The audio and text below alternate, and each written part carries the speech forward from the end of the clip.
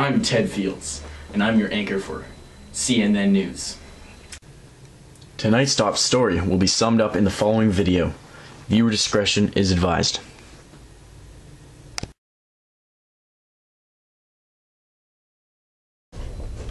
Meticulously planned 30 Parade was launched on July 31st, 1917 and continued until the fall of Passchendaele village on November 6. The offensive resulted in gains for the Allies, but was by no means the breakthrough Haig intended, and such gains were made at a great cost. Today commonly referred to simply as Passchendaele, the tactics employed at Third Battle of Ypres are controversial, and those executed at the Battle of Somme a little over a year earlier, and was the final great battle of attrition of the war. Once the French Nivelle offensive had ended in a disastrous failure in May, with mutiny spreading throughout the French army, Haig determined to press ahead with plans for a major British offensive in the late summer. The ostensible aim of the campaign was to be destruction of German submarine bases on the Belgian coast, following a warning issued by British Admiral Jellicoe that the current level of shipping losses would prevent the British from sustaining the war in 1918, thus requiring clearance of the base on the Belgian coast. Haig, whilst recognizing the urgency of the requirement, was at least as interested in finally breaking the will of the German army, which he believed was near to collapse, a faulty view that he similarly held at the height of the Somme offensive a year earlier. British Prime Minister David Lloyd George was opposed to the Passchendaele offensive, and later came out highly critical of Haig's strategy and tactics in his published memoirs. But in the absence of a credible alternative to Haig, he felt obliged to sanction Haig's plans. He was, however, encouraged by arguably the greatest local success of the war earlier that summer, on June 7, at Messines Ridge, when the Battle of Messines resulted in the complete capture of Messines White Ridge under General Plumer. The capture of the ridge was necessary precursor to an offensive aimed at capturing Passchendaele Ridge. Plumer advocated continuing the attack immediately into Passchendaele's Ridge, arguing that the morale of the German troops was for the present at least, broken, and that this combined with a shortage of forces would virtually guarantee Allied capture of the ridge. Haig, however, disagreed, choosing not to bring forward his plans from the end of July with the patent instability of Russian forces in the field and the possibility of a Russian withdrawal from the war. Action certainly appeared to be mandated in the summer of 1917. Were the Russians to leave the war, it would enable Germany to draft its eastern forces into the battle on the Western Front, dramatically increasing German reserve strength. The Third Battle of Ypres was opened by Sir Hubert Gough's Fifth Army, with one corps of Sir Hubert Plumer's Second Army joining on its right, and a corps of the French First Army, led by Antonio to his left. A total of 12 divisions, as was the norm for any major Allied offensive. On July 18, a heavy preliminary artillery bombardment was effected for the 10 days prior to the launch of the attack at 3:50 on July 31st. The bombardment made use of 3,000 guns, which expended 4.25 million shells. Given such an onslaught, the German Fourth Army, led by Arnim, fully expected to an imminent offensive. The element of surprise was entirely absent.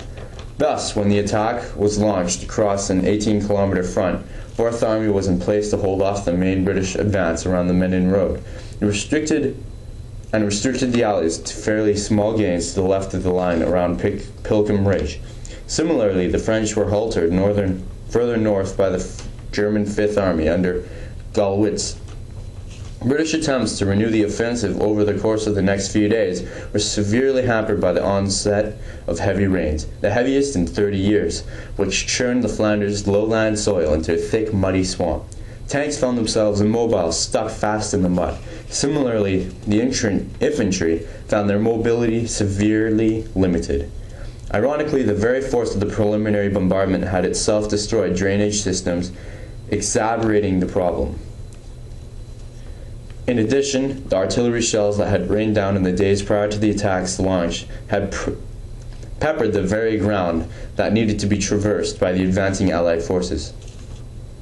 As a consequence, no renewed major offensive could become contemplated until August 16, when the Battle of Langemarck saw 4 days of fierce fighting, which resulted in small gains for the British, but heavy casualties. Dissatisfied with the progress, the British commander-in-chief Haig replaced Sir Hubert Gough by moving him and his forces further north with Hubert Plumer. Whereas Gough favored sweeping aggression, Plumer planned a series of small gains rather than an all-out breakthrough. The attack began fresh on September 20 with the Battle of the Menin Road Bridge. This was followed by the Battle of the Polygon Wood on September 26 and the Battle of Brunswick on 4th of October. Taken together, these establishments British possession of the reach east of Ypres.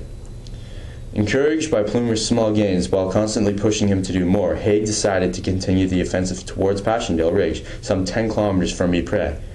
By now certain that the German army was approaching collapse, little progress towards this end made at the Battle of Paul Capille and the First Battle of Passchendaele. On the 9th of October and the 12th of October, respectively, the Allied attackers were themselves nearing exhaustion as the German reserves released from the Eastern Front were poured into the ridge. To aid in their defenses, the German made full use of mustard gas, which resulted in chemical burns. Unwilling to concede the failures of the breakthrough, Haig pressed on with further 3 assaults on the ridge in late October. Eventual capture of Passchendaele village by British and Canadian forces on 6th of November finally gave Haig an excuse to call off the offensive, claiming success. The Third Battle of Ypres was, like its predecessors, at a costly. The British Expeditionary Force, BEF, incurred some 310,000 casualties, with a similar lower number of German casualties. 260,000. The salient had been rewinded by several kilometers. Haig came under intense criticism both in 1917 and since for persisting with the offensive after it became clear that a breakthrough was unlikely. Critics have argued that the main launch pad for the attack should have been sited at Messines Ridge, captured by Plumer in June. But Haig's original plans precluded this. During the capture of the ridge is a necessary division, and he declined to modify his plans, evidence, some say, of an inflexible strategy. However, numerous factors are cited to the support. Decisions taken to continue the offensive into the autumn. With the Russian withdrawal from the war, British vulnerability to submarines attacks launched by the Germans from Belgian coast, and the weakened French morale, which manifested itself in widespread mutiny, it seemed clear that the decisive strike must be attempted before the Allied war effort collapsed. It is further argued that the disastrous turn in the climate could not have been predicted, that the rainfall was by far more the heaviest than any year. Indeed, fighting had taken place around Ypres since 1914, without the kind of problems experienced during Third Ypres. Haig himself argued that when regarded as a battle of attrition, the German forces could less afford the loss of men than the Allies, who by this time were being supplemented by the entry into the war of the U.S. This view is shared by a number of German contemporaries. Needless to say, the controversy continues today. However, most historians continue to question Haig's decisions not to call off the offensive earlier than November, when at least a number of core objectives had been attained, and it became clear that the French forces would remain in the field. Hello, my name is Fred Elson of CNN News. Here's our coverage on the Battle of Passchendaele. Whereas the first and second battles of Ypres were launched by the Germans in 1914 and 1915 respectively, Third Ypres was intended as Sir Douglas Haig's Allied forces breakthrough in Flanders in 1917. Haig had long mulled the idea of launching a major offensive in Flanders. It was his preferred choice for 1916, although in the event of the Battle of the Somme took precedence that summer. Meticulously planned, Third Ypres was launched on 31 July 1917 and continued until the fall of Passchendaele village on November 6. The offensive resulted in gains for the Allies, but was by no means the breakthrough Haig intended, and such gains as were made came at great cost in human terms. Today commonly referred to as simply as Passchendaele, the tactics employed at the Third Battle of Ypres are as controversial as those executed in the Battle of the Somme. That's a little over a year 140,000 earlier. Allied troops, approximately over 8 kilometers, 8 kilometers? which is a ratio of 2 inches gained per dead soldier. Damn!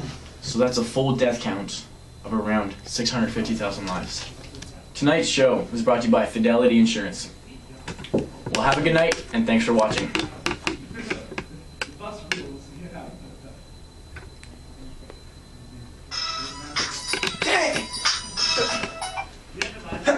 Sandra, yo, what you doing? I ain't got your child support money. What you talking about? Girl, leave me alone. I want that child support by Friday. The kids is hungry.